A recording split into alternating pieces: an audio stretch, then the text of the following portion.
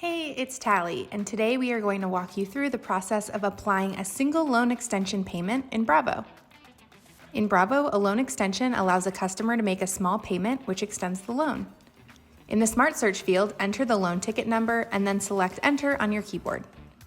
Alternatively, if your customer does not have their pawn ticket, you can scan their ID or look them up by any of the criteria found here.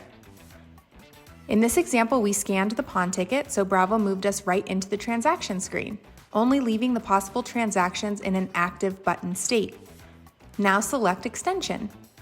Bravo can be configured to extend by increments of days or periods, and in this store example, we are configured for days. Select the number of days or periods or by how much cash the customer has. In this example, the customer has $20, buying her another 17 days.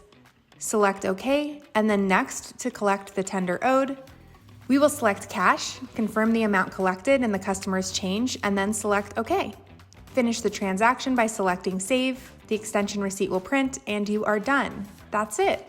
For additional questions, give us a call at 888-407-6287. Thanks and have a great day.